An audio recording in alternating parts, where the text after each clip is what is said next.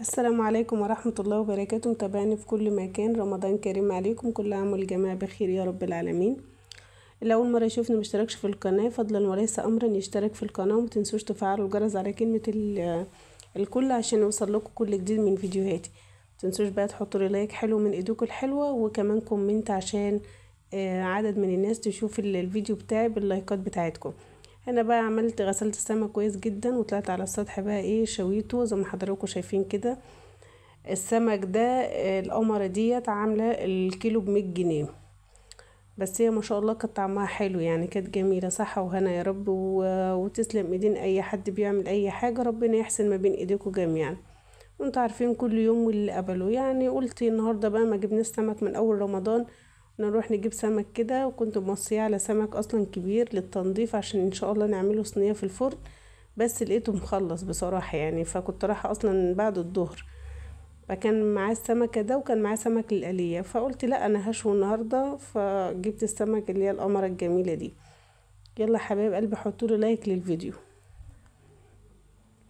هقول لكم على التتبيله على السريع. تتبيله معلقه توم كبيره، وفلفل بقى عندك فلفل الوان، فلفل اخضر، طبعا السمك بيحب الكمون، كمون وكزبره ناشفه، ولو عندك خضره كمان اللي هي كزبره وشبت حطيها.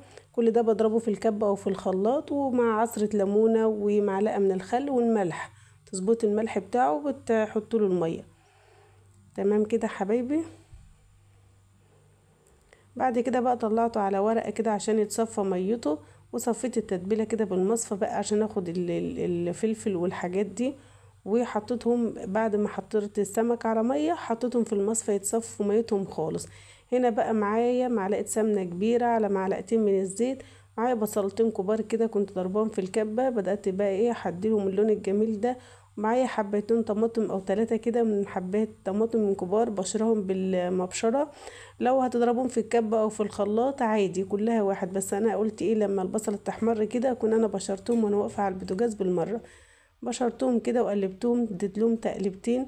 بعد كده حطيت معلقه كمون، معلقه كزبره، معلقه بابريكا، كله نص معلقه صغيره كده او ربع معلقه صغيره، ما بحبش اكتر توابل على الاكل خالص.